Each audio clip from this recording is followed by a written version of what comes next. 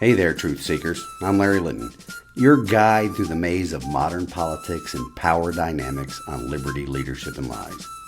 Each episode will challenge the narratives, expose the lies, and celebrate the leaders who champion true liberty. Get ready to question, learn, and maybe even change your mind. So let's dive into the truth together.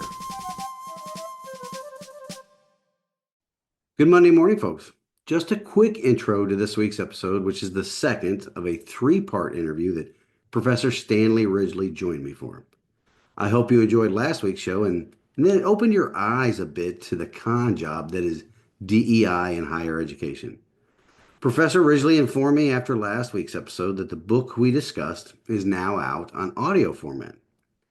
After we conclude part 3, I will be joined on the program by Dr. Carol Lieberman. She's a board-certified forensic psychiatrist, a 3-time Emmy-honored TV personality, and best-selling author.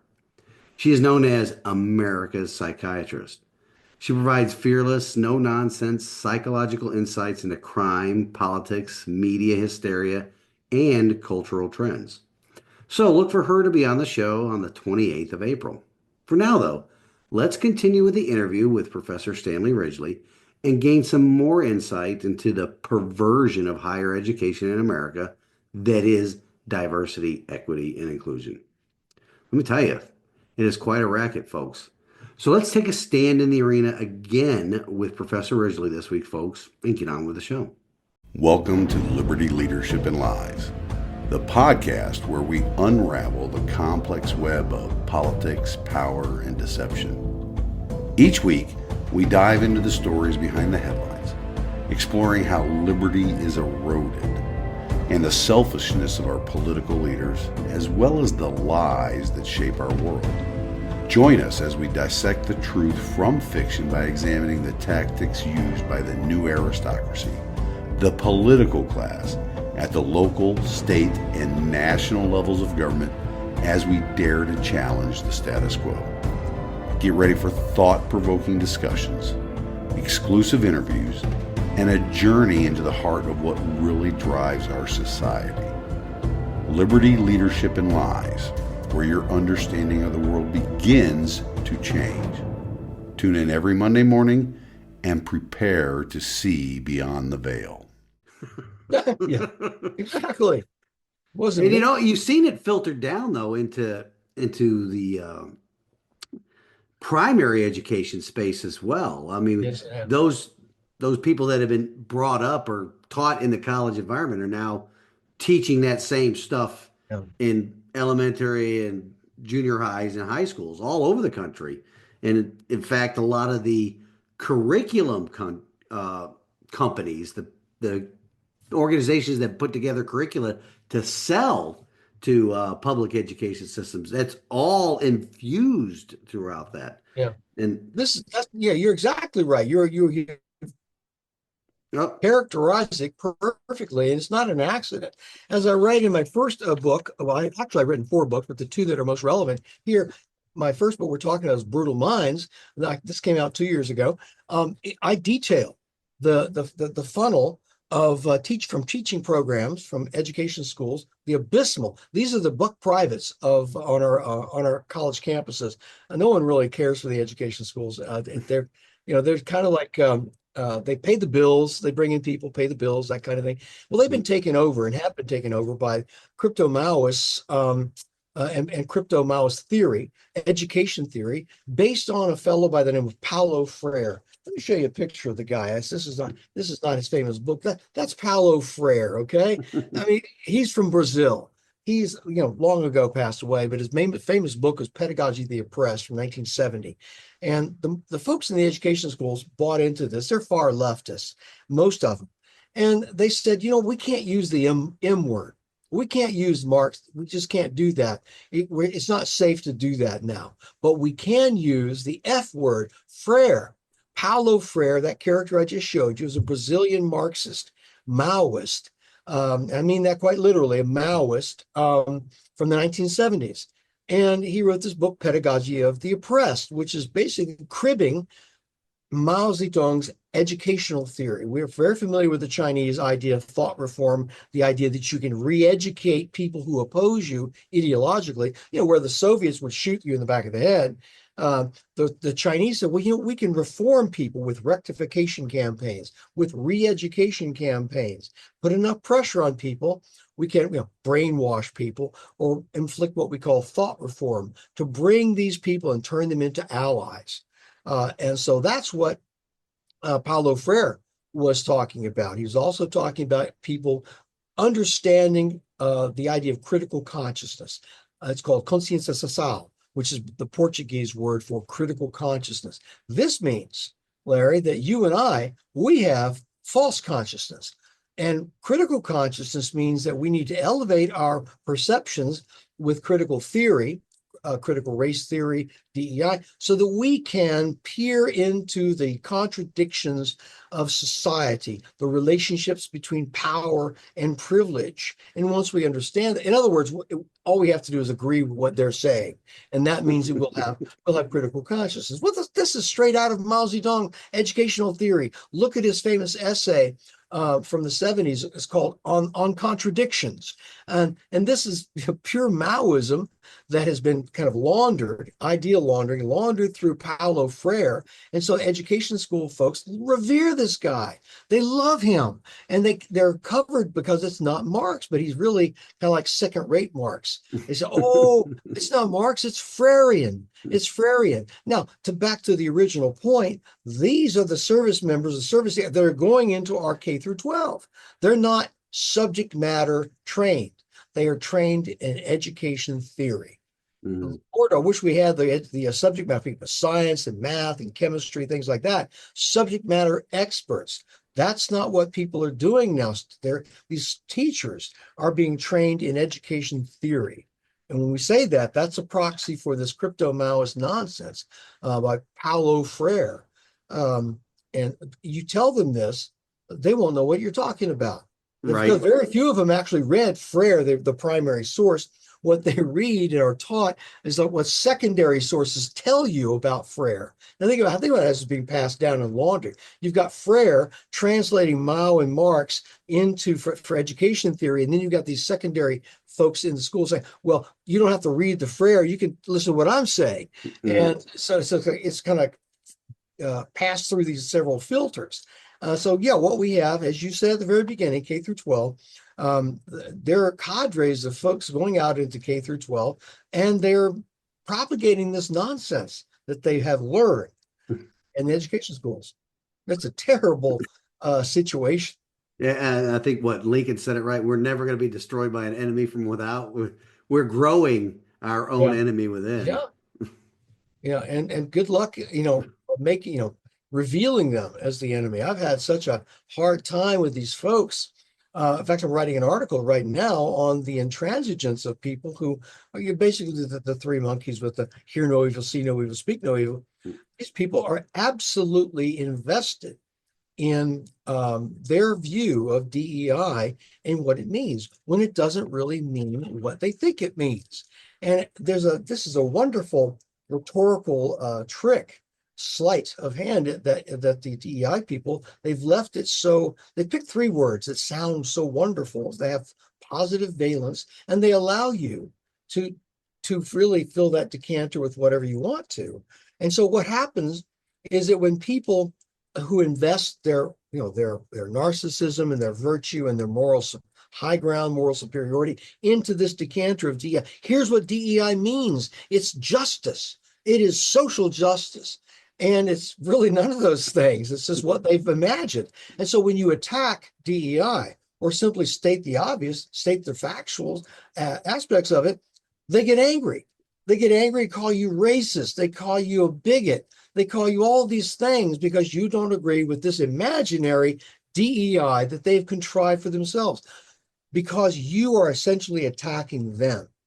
Because what you're attacking, what you're saying, they're accepting that as an attack on their moral high ground, on their integrity, on their view of themselves as enlightened beings, because they've made it up for themselves. They've made it all up. It has no content whatsoever with regard to what is actually in DEI exposed.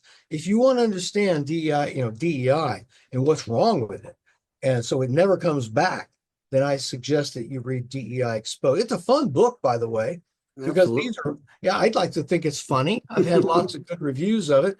The fact is that these people are strange, weird people.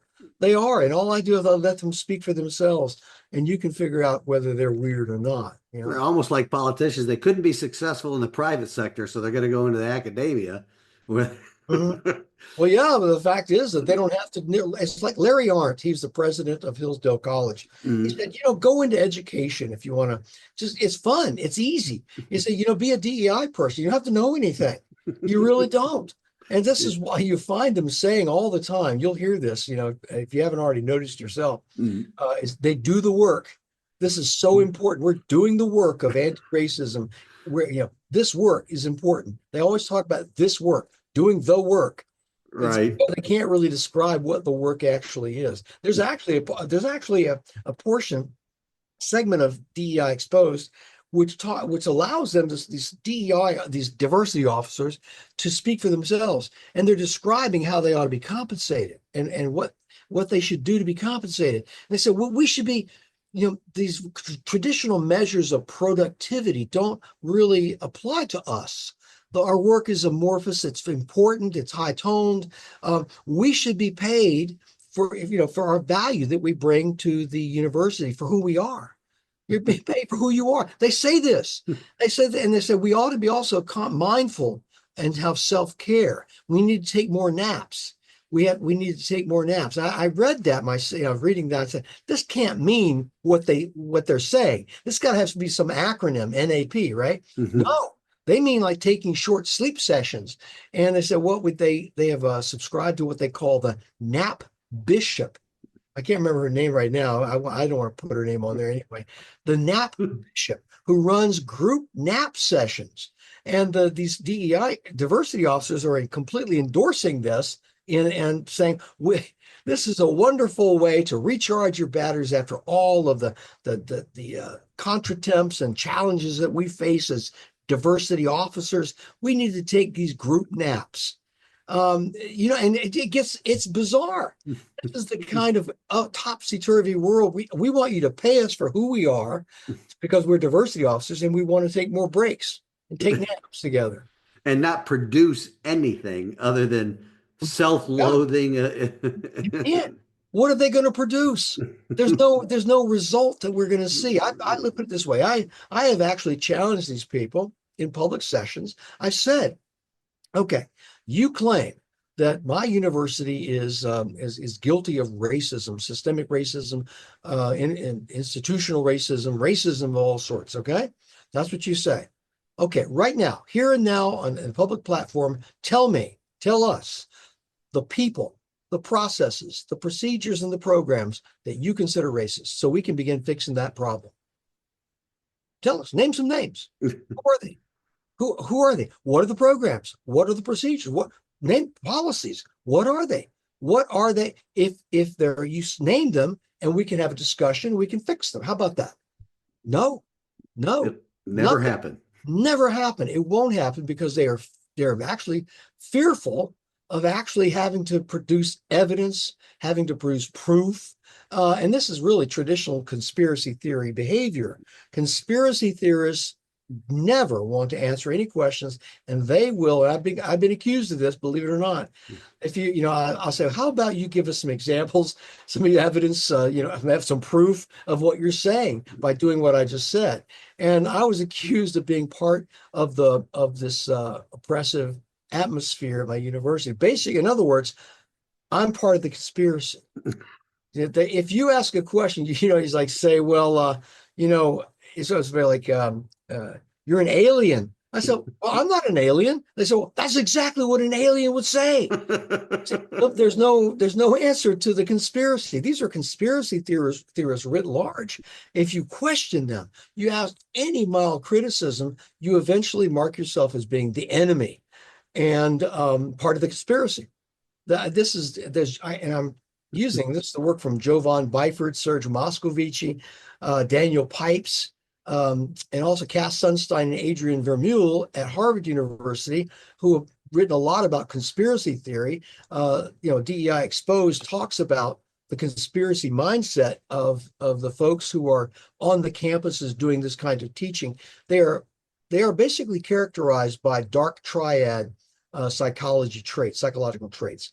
You're familiar with that, right? I'm sure you are. You probably heard dark triad. I think so. Really, a Hollywood name for it. This comes out of psychology around the early 2000s. The idea that these people, con artists, who are going to try to manipulate you by making you feel like a victim. I'm sorry, a villain, and they are the victims that you are now going to pay them some sort of reparations. That's called the a resource extraction strategy, virtuous victimhood. But this is the idea of the dark triad. Who would do such a thing? Well, people who have these personality traits clustered together. It's Machiavellianism or manipulative behavior. It is narcissism, the idea that you're great and no one is recognizing your greatness. No one is recognizing you. You are not getting the respect you deserve. I think I just gave an example of that. Say, well, we need to be paid for who we are. And then the final characteristic is psychopathy. The idea, unemotionless, the idea that your actions you don't care about your actions and what kind of a result you get against someone else. You put all three of those together, and you've got a con artist, you've got a DEI diversity officer. Right. And I think the problem with they know, or at least they inherently know deep down that if they give a specific, Yeah. that if that problem's solved, then their existence is no longer required. Hey, we solved that problem. We don't need you anymore. And Yeah. so they will never give a specific problem or a specific solution to a specific problem because once fixed, they're out of business. Yeah. So they got That's to the keep the nature. con going. Got to keep that money flowing, right? Yeah. Right. There's something called that they call a racial climate. That's how they evaluate what's going on the campus, a racial climate. And they do use all kinds of tools to evaluate this racial climate, which usually are yes, they're really unscientific, even in the social science sense, where you're asking people, "What do you think? What do you think of the racial climate? Is it getting better? Is it getting worse?" Well, they don't define the racial climate, and they don't give a scale that is used by everyone. You kind of come up with a scale in your own mind, and then they aggregate this and say, "Well, of course, the climate's getting worse," and they create the imaginary racial incidents called racial microaggressions, and then use this to pump up the number of racial instances on campus. Racial microaggression, that's saying something to someone like, "Hey, where are you from?" Right. If you're a white person telling us, "Where are you from?" Or, "Hey, America's a land of opportunity." That's a racial microaggressions. Well, you can always pull yourself up by your bootstraps. No, racial microaggressions.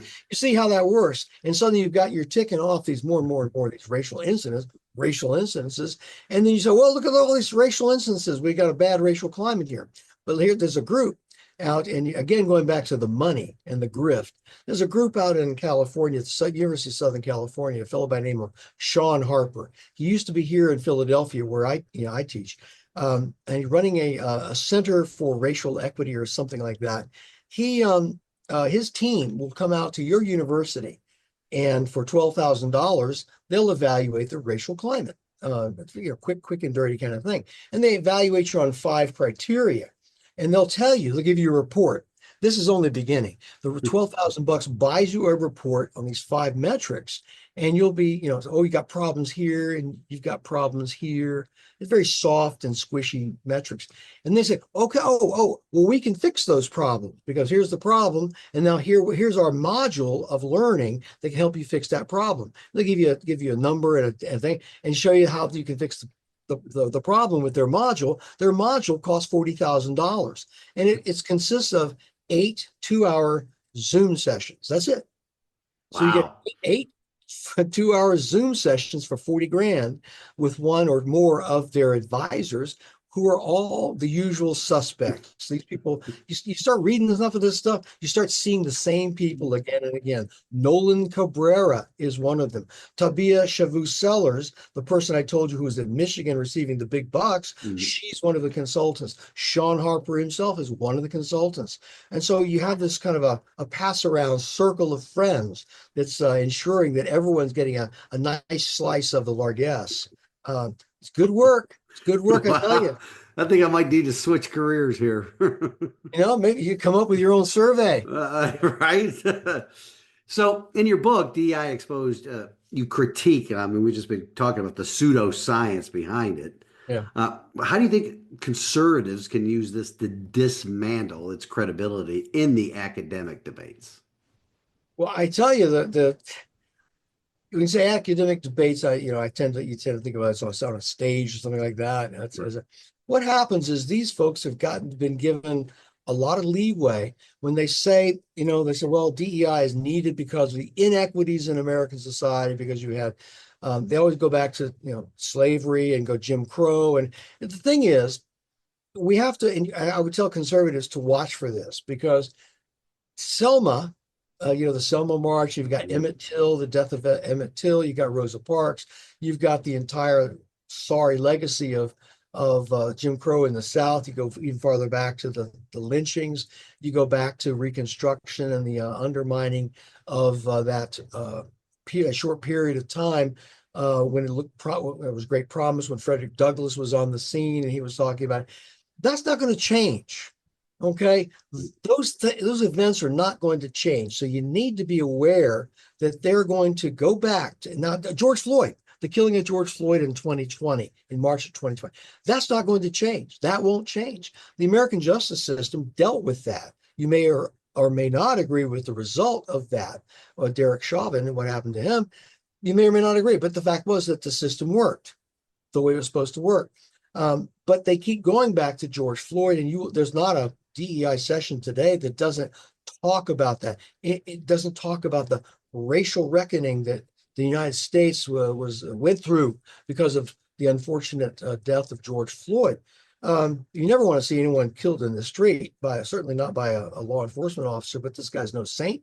He doesn't need to be sanctified and murals built to his name. It was a bad scene, and his life was taken. I don't know what took his life, whether it was the fentanyl or whether it was the knee on his neck. I simply don't know. But I'm willing to believe that the justice system really was put into play and worked. Now, those events that I just described to you, the George Floyd all the way back to Jim Crow, that's not going to change. So when people pull those instances out and talk about the legacy of such and such legacy, we need to ignore that. So well, that's all well and good, but what about right now? What about the last 70 years? What about let's start with the U.S. Civil Rights Act, 1964. Let's start with that and the progress that has been made since that point in time. Let's talk about the actual reality of American society today and how people are treating each other. What are the pressure points? What are the groups that are causing dissension in American society? Do we have a race problem that is getting better or getting worse? And what are the causes of that? Not going back, say, well, there was, Rosa Parks and there were George Wallace stood in the schoolhouse door. All that's true. And you can say that as many times as you want to. And it's not going to go away no matter. Yeah. And it's something that you want to tell people that, yeah, this is the way it was. Let's look at the photographs. Let's learn about why it happened. Let's learn about those people and why they did what they did. There's absolutely no problem with that. It's been going on for quite some time. But what we have here with DEI is something completely different. It's an interpretation of this, and it's taken this primitive Manichaean, I say Manichaean, I'm referring to the teachings of the Iranian cleric Mani over 1,000 years ago, that divides the world into two categories, good and evil, and marks oppressors and oppressed, exploiters and exploited. And this is what they have accepted as their worldview. And they're not good enough. They're not satisfied with that. They want to push that on our kids. They want to push that on our faculty. real academics being told what to do and how to behave by these fake academics. They have basically drafted some of the forms and lingo of American academia to try to poop their lift up their doctrine and A try to little make it patina sound. of credibility. Well, it's like we purged this nonsense from the university 300 years ago. Mhm. Alchemy, astrology, pseudoscience, phrenology. We got rid of the superstition. All this nonsense, like turning lead into gold, Right. all of that bullshit, basically. And we got rid of it. And I use the term advisedly, that term. Harry Frankfurt, the Princeton departed Princeton philosopher, wrote a very famous article on bullshit, and talked about it's different than lying. It's basically proposing a story that you may well believe. That's not true. It's gaslighting, basically. And the idea is that we have admitted these charlatans, these mountebanks, these fake academics into the university and given them carte blanche and given them lots of money. And we need to get them the heck out of here. They get them out. Right. Uh, They've invited the alchemists and the snake oil salesmen into positions of yes, credibility on the campuses. yes, And yes. it filters, like I said, all the way down to K through 12. It's like having a site, we're going to have a department of essential oils, on the college campus here. We're going to work in multidisciplinary essential oils and astrology.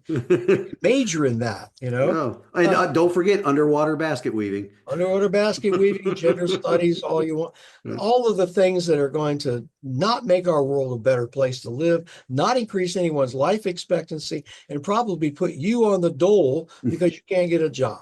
Right. Okay, now, so let's talk about the decline of free speech on college campuses. We've seen that all across the country, especially here in the last year Yeah. or after the attack on Israel. Uh, and you touch on it in your book, but Mhm. how has it impacted the students' ability to push back against this DEI dogma? Well, you'd be hard pressed to find anyone's going to push back on it. You have to have a stomach for that kind of thing. To sit in a classroom where an authority figure is in the front of the classroom. I'm talking about the college classroom now, not these seminars taught by these fake academics.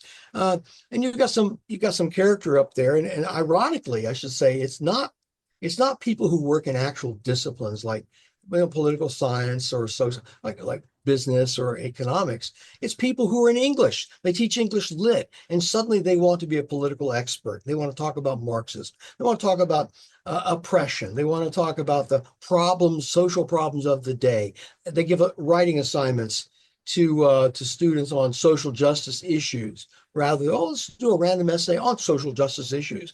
Not on, say, the meaning of life, not on the essential great questions that have, nettled the intellects of our great philosophers over time. Going back, Plato, and you're going David Hume and John Locke, and say, none of that. No, they're going to do some social justice. Our writing center here even assigns those kinds of essays. So how are you going to, if you're a student, how are you going to battle that when it seems like it's all around you? And the reason it's all around you is because that's planned. And you say, well, that sounds like a conspiracy, Dr. Ridgley. No, it's not. It's a strategy. It's a strategy, and I name it in Brutal Minds. It's called milieu management. That's what they call it. They have a message, a social justice message, they being the student affairs people who outnumber, they're liberals, and they outnumber conservatives 12-1 on the college campus. I can give you the source of that in a moment if you like. They are the ones crafting this milieu management strategy, which means messaging students 24/7 in the dorms, in the dining halls, certainly in the classrooms, certainly in the guest speakers that are invited to the campus, and then the discussion groups, the clubs, all of these things. The social justice message in its various forms is propounded 24/7. So students can fight back against this. It's no secret of how to fight back. And in my previous book, Brutal Minds, I give, number one, red flags to describe threat situations that you find yourself in, and when I say fight back, how to shield yourself against this assault on you, because it is an assault. It's a three stage assault following the MIT sociologist, uh, social psychologist, I should say, Kurt Lewin. He developed the idea of group therapy. He's the father of group therapy. If you're looking for to find out, and he's also the guy who coined the term re-education.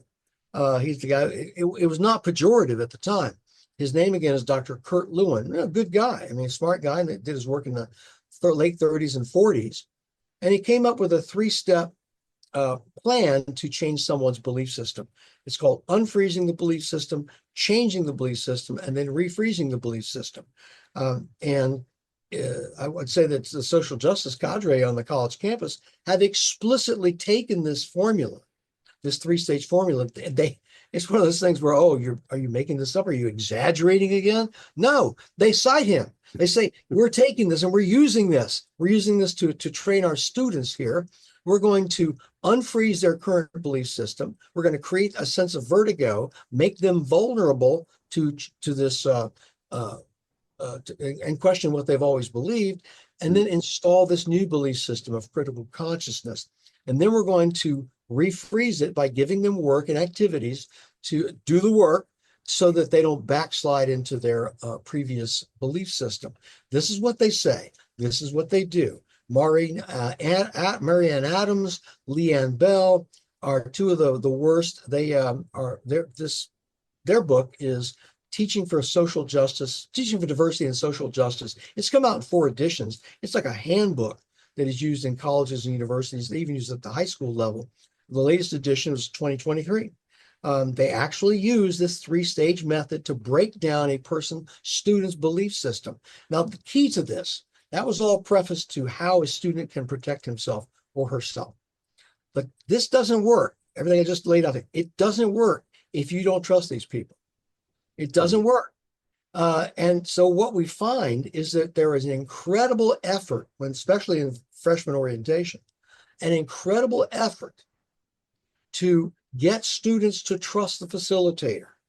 These student affairs oriented, some of them are DEI people as well. And they will use terms like this. These are quotes from them.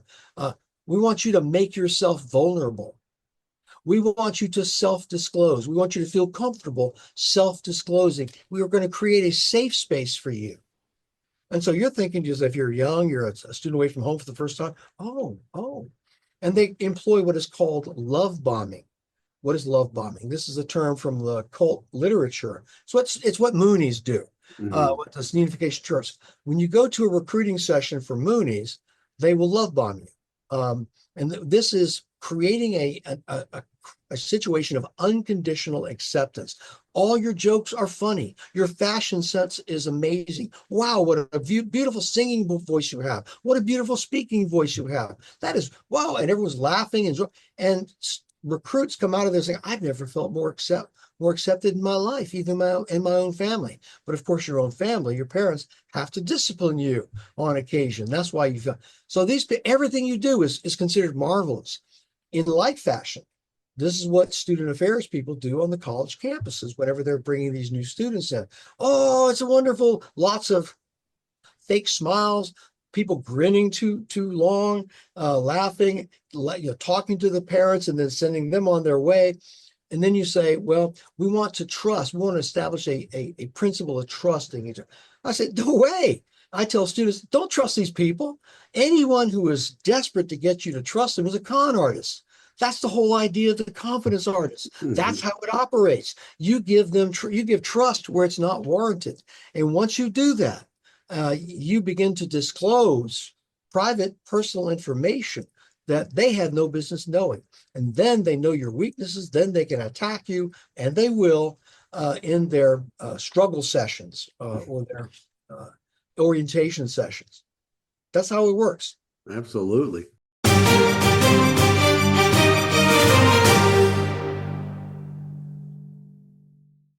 Well, folks, that'll be a wrap for part 2. Be sure to tune in next week for the conclusion of our interview with Professor Ridgley. As always, please give this episode a thumbs up on Rumble and YouTube, as well as share the content on your social media accounts. I look forward to being with you again next week. And this week's wisdom from God's Word comes to us from the book of 1 Corinthians, chapter 16, verse 13. Be on your guard. Stand firm in the faith. Be courageous. Be strong.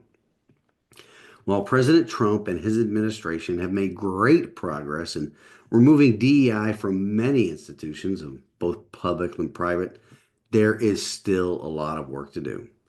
And since this is just another front of the left's war on freedom and liberty, it requires all of us to stand guard against it. It requires us to be strong and courageous.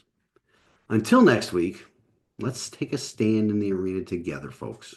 Reveille, it's time to wake up.